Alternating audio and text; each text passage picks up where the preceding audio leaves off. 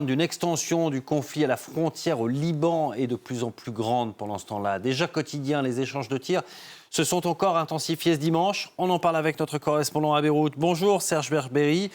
Le week-end a donc été marqué encore par des combats. Effectivement, et ce matin, un calme précaire règne à la frontière. Après, donc, vous l'avez mentionné, un week-end rythmé par des intenses échanges de tirs des deux côtés de la ligne bleue. Hier soir, plusieurs localités du sud du Liban ont été survolées par l'aviation militaire israélienne. Le grondement des avions de Tsahal a même été entendu au-dessus de plusieurs secteurs de la capitale libanaise.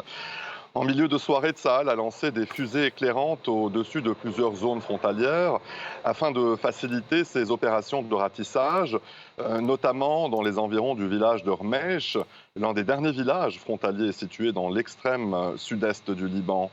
Les bombardements de dimanche ont donc visé plusieurs localités situées le long de la ligne bleue. Les frappes les plus importantes ont été enregistrées après une série de tirs de missiles revendiqués par le Hezbollah en direction du nord de l'État hébreu.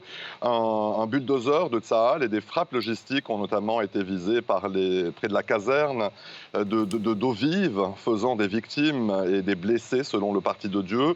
D'autres tirs depuis le sud du Liban ont été enregistrés aussi, des attaques portant la signature des brigades Al-Qassam, c'est la branche armée du Hamas au Liban. Elles ont visé le nord de la ville de Haïfa et ses environs. Il s'agit selon les brigades Al-Qassam d'une réponse, une nouvelle réponse à l'offensive israélienne en cours à Gaza. Bonjour Serge, toujours dans la région, les États-Unis ont lancé de nouvelles frappes en Syrie sur des installations iraniennes.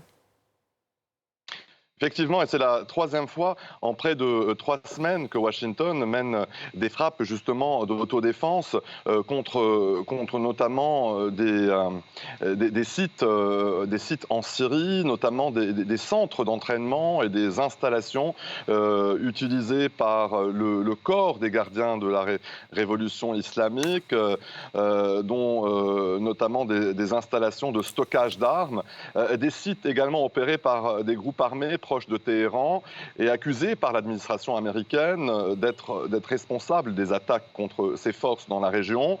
On note plus de 45 attaques depuis le 17 octobre dernier en réponse au soutien militaire des États-Unis à Israël face au Hamas.